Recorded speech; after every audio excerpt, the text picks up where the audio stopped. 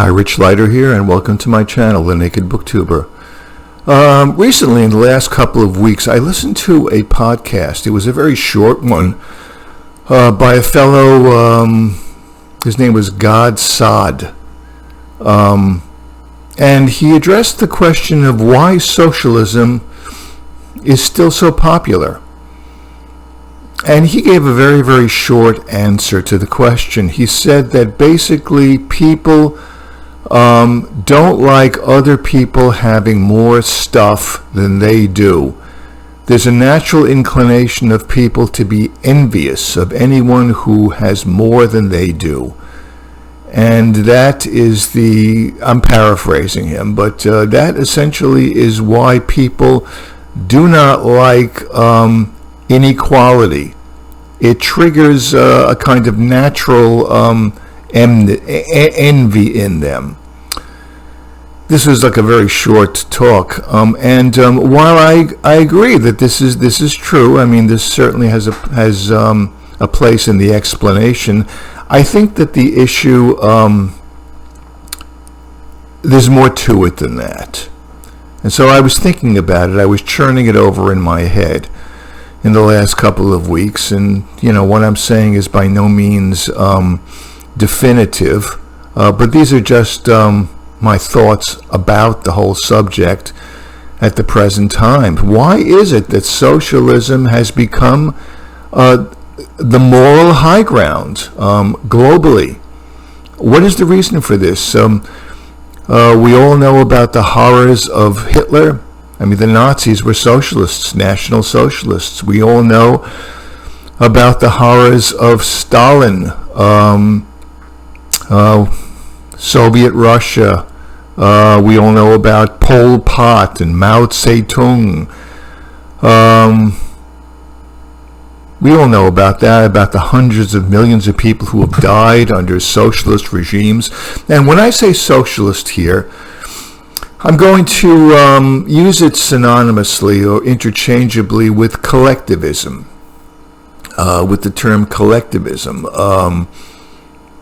A term where we have powerful authoritarian governments, which perpetuates a collectivistic mentality. And not only do we had a great deal of slaughter, carnage under collectivistic / socialistic regimes, but we know, I mean, socialistic countries that are socialistic have a very, very poor standard of living. It's a nightmare living in countries like Cuba, Venezuela. Oh my goodness, Venezuela is the pits, right? I mean, the standard of living is terrible. I mean, people do not enjoy the same comforts that we here in the West do under our capitalistic regime. Although capitalism certainly has a lot of problems, but let's face it, socialism is just history has shown us that socialism is mired in the blood of hundreds of millions of people. So why is it still popular? Well, to make a long story short, the main reason why socialism is so popular, to my mind, is that there has always been an ambivalence about collectivism, about equality. When is it appropriate to think about one's fellow man? When is it appropriate to sacrifice oneself for the collective? When is it appropriate to say, I'm not special, we are all equal, I am but one of a larger number of people, and I must think of the greater good? I think that this is a theme which has always been around, and there has always been a great deal of ambivalence around it. And people have always been confused and have been given mixed messages about it. I mean, right now, the cornerstone of our free capitalistic society, United States of America, I mean, the Declaration of Independence begins, all men are created equal. So, bam, we're supposed to be living in an individualistic, capitalistic society, and the first thing you hear is how all men are created equal. From the very get-go, there is an ambivalence about that statement. What is the difference between saying all men are created equal, Thomas Jefferson saying that, and Karl Marx saying all men should be equal, workers of the world unite, let us overthrow these fat cats like Carnegie Mellon and the Rockefellers and all the other fat cats out there. Let us have true equality. This is what socialism is all about. Is there really a difference in that sentiment? Both Jefferson and Marx are concerned about equality. But of course, they're two completely different things. Or are they? We have the statement, the French Revolution, liberty, equality, fraternity. And remember this famous painting by Delacroix. Liberty is, holding a torch. Liberty, equality, fraternity. When I went to school, I was taught that slogan, liberty, equality, fraternity, is a great thing. Kind of like all men were created equal. But once again, is the sentiment any different than the sentiment, workers of the world unite? It would seem that Marx wants us all to be equal. He wants us to cast off our shackles, the shackles of inequality. It's a little confusing.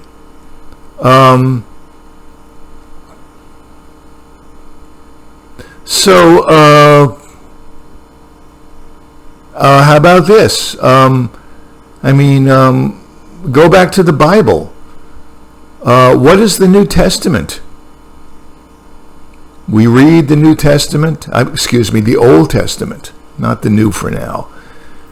The Old Testament is the story of the Hebrew people escaping Egypt, the Exodus, going into the Promised Land.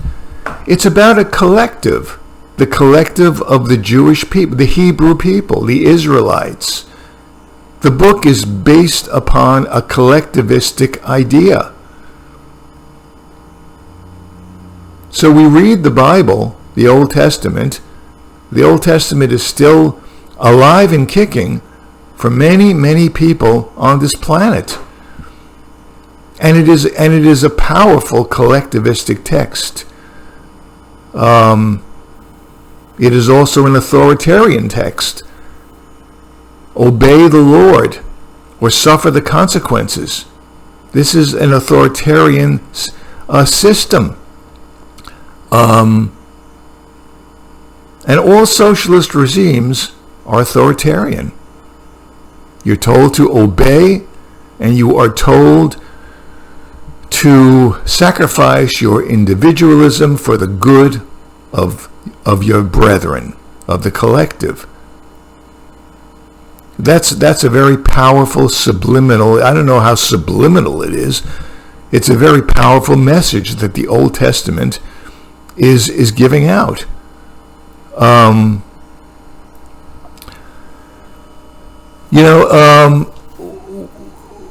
The notion of equality, whether equality is a good thing or a bad thing, as I say, I have to keep saying it, is ambivalent. Sometimes it is considered a heroic thing to sacrifice one's life for one's country, for one's fellow soldiers, comrades in arms. You get a medal for that, maybe a posthumous medal, but you get a medal for it. Well, you're sacrificing for the good of others. But again, well, the socialists would say the same thing. They are sacrificing for the good of the common man too. On the one hand, it's a great thing. On the other hand, it's not so great. It's confusing. Just like there's an ambivalence about the whole concept of war. I've noticed that. Sometimes being a warmonger is a good thing in our hypocritical, toxic culture. I mean, historical figures like Julius Caesar, Napoleon, Alexander the Great. We call Alexander the Great because Alexander was a great warmonger. He conquered lands. What did these people do? They conquered lands. They waged war and were responsible for the death of many people. But in certain cases, well, that's what great men do. They conquer. They expand their territory. They seek new horizons, and that's a good thing, as in the case of those three people. You go to grammar school and you read about Julius Caesar. I came, I saw, I conquered. That's a wonderful thing.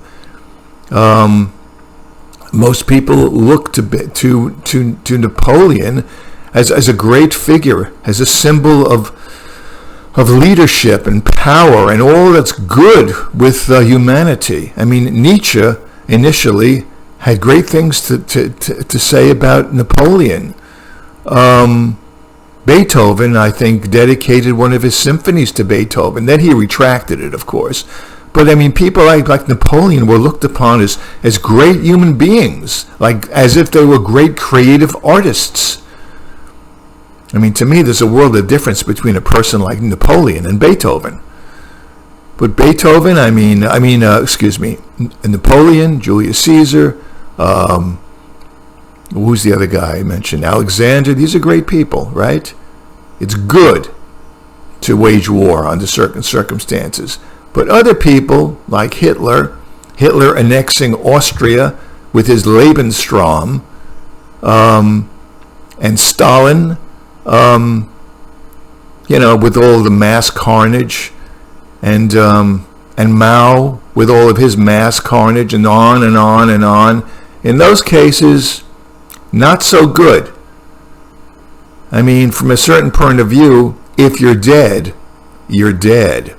Or if you got your limbs blown off in one of these wars, does it really make a goddamn bit of difference if you got your limbs blown off under Napoleon's regime or under Pol Pot's regime or Stalin's regime?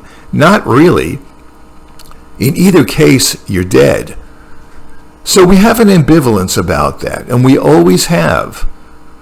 The same is true about collectivism, equality.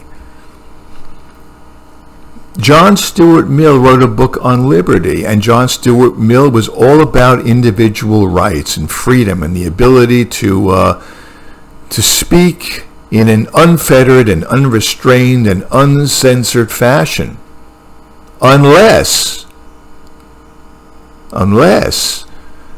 you were in a crowded auditorium or movie theater and you shout fire when there is no fire.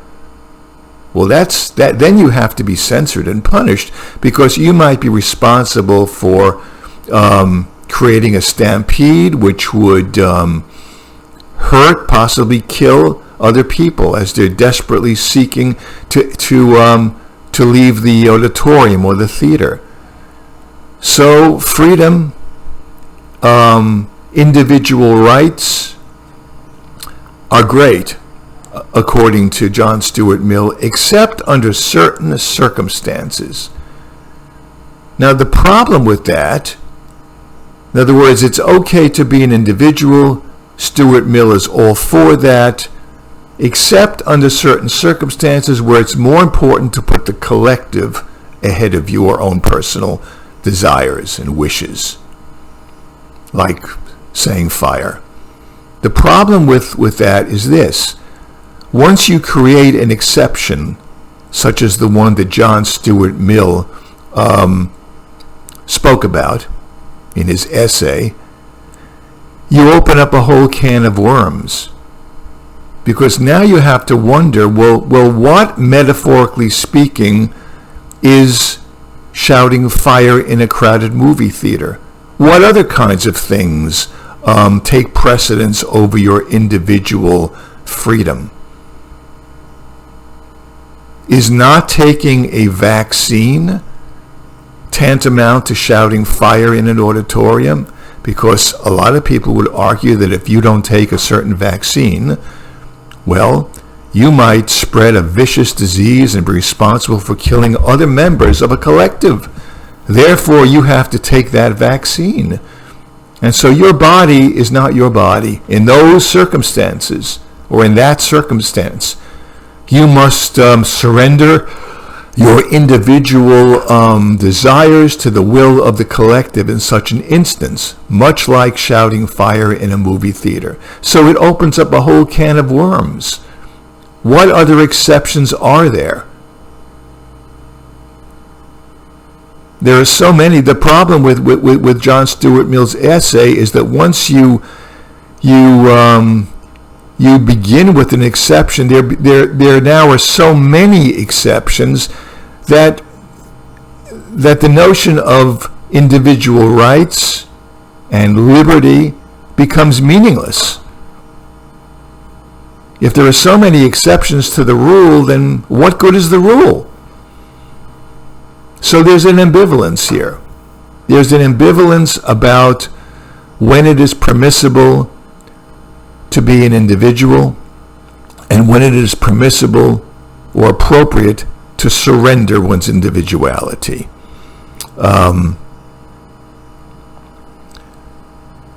And as I say, we have always been given mixed messages about it. It is a relative thing. Unfortunately, we do have such a thing as relativism. It all depends on the situation, on the circumstances, on the cultural climate.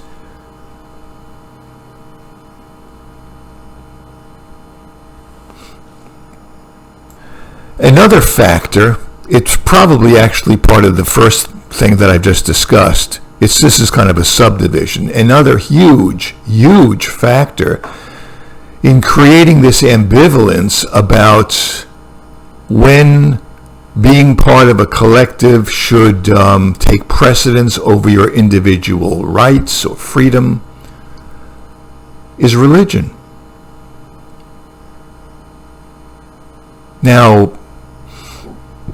it's just a plain fact that when you become part of a major organized religion, you become part of a collective.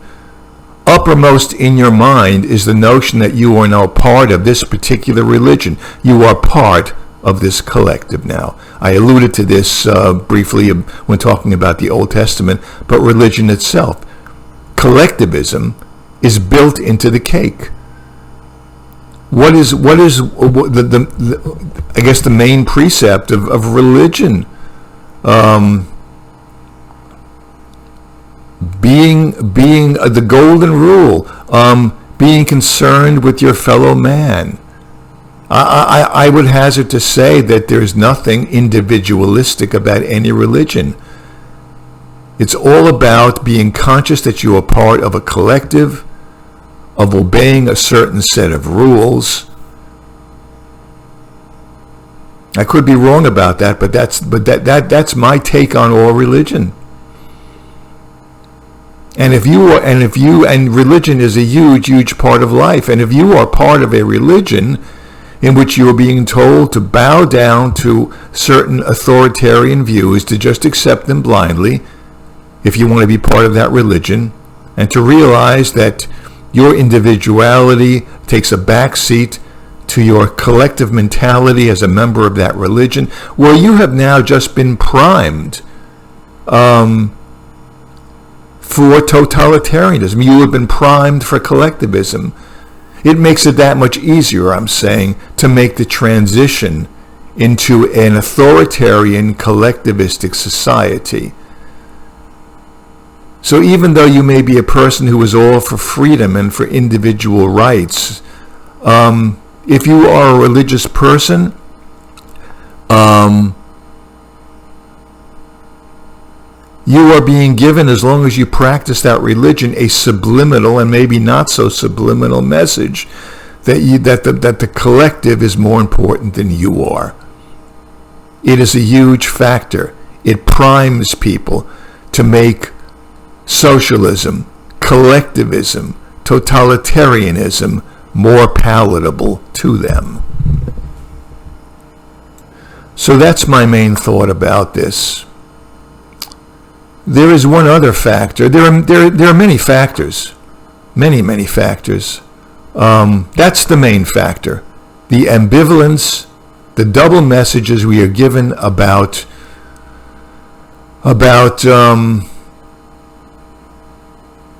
when it is appropriate to be concerned with the collective, and when it is more appropriate to be concerned with your individual rights. Another huge factor, and this is enormous, is just the nature of man. You know, when a baby is born, that baby knows nothing. It is a blank slate. It does not inherit the collective wisdom of past generations. The past generation probably did go through or witness the horrors of war, the brutality, the carnage. They may have experienced the horrors of a Stalin or a Mao.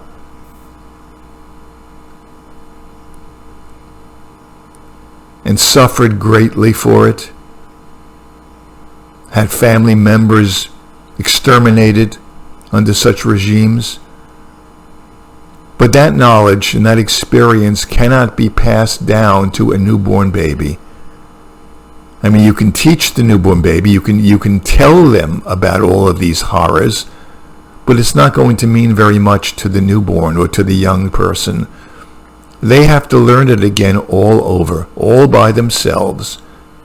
It is not inherited. Wisdom is not passed on. Suffering, the wisdom that comes from extreme suffering, is not inherited by the next generation. If it was, the world would not be the shithole that it is now. Every generation begins afresh. You can read books about history, but you're not really learning about it in the same way that somebody who has experienced these horrors. So newborns begin afresh. They are idealistic, they are innocent. Young people listen to the sly, unctuous, oily salesman of collectivism, of socialism, and on the surface it sounds wonderful. And it sounds wonderful because they are young and inexperienced and don't have the tools yet to evaluate it as it should be evaluated. So in a way, socialism is baked into the cake just by dint of the fact that human beings cannot learn from previous generations. This is a serious design flaw in humanity. We should take this up with the Almighty, and He should build another better version of mankind. Mankind 2.0 or 3.0, where we're able to inherit the wisdom of past generations. We don't have that.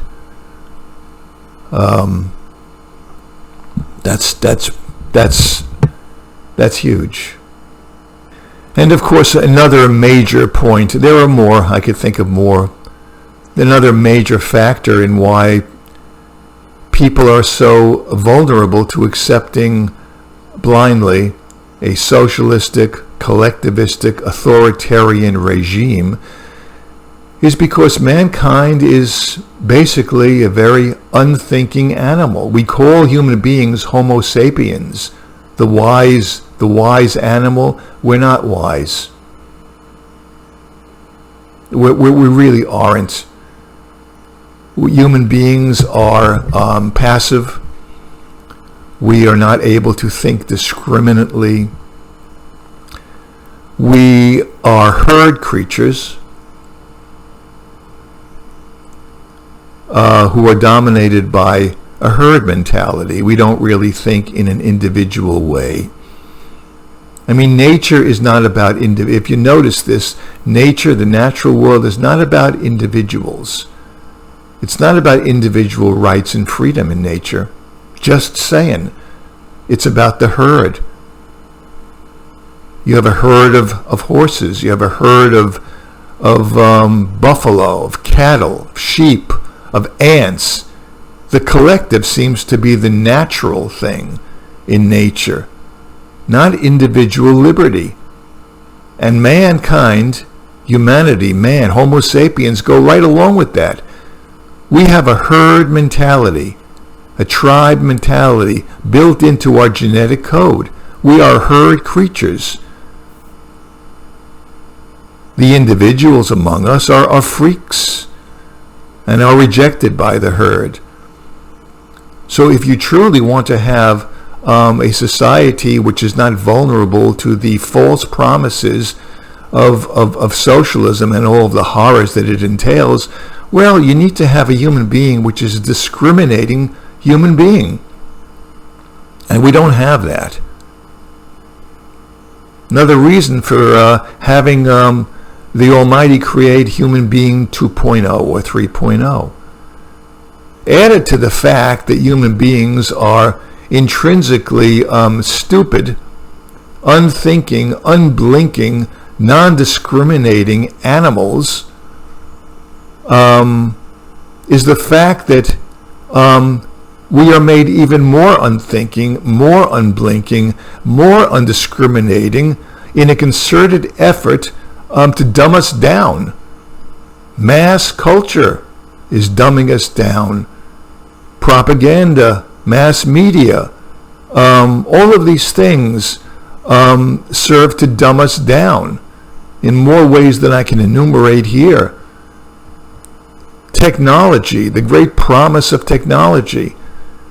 With all of the technology has done nothing but make human beings much more passive. We don't read anymore. We don't calculate things. We have calculators to do that. Everything is at our fingertips. We don't have to struggle. We don't have to build character at all. All of these things contribute to making man an extremely passive creature. He's already intrinsically passive and complacent. This has only increased it. And it's at such a grave, extreme level now that it's a joke right now. That's the mission has been accomplished. They have made stupid man even stupider. Bravo. Congratulations. So that's another factor. Now, I am not saying that if you are a religious person, if you find comfort in a religion, that you should drop that religion. I'm not saying that. I'm just noting that it is a fact that part of a religion is collectivism. It's built into the cake. I mean, there are certain rules that you have to conform to join a religion, to be part of a religion, or you're out. It's just that simple. That's all I'm saying. I'm making note of it. And that it is a serious, serious factor that contributes to this issue.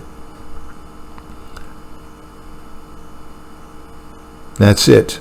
Those are my thoughts so far about this. Thanks.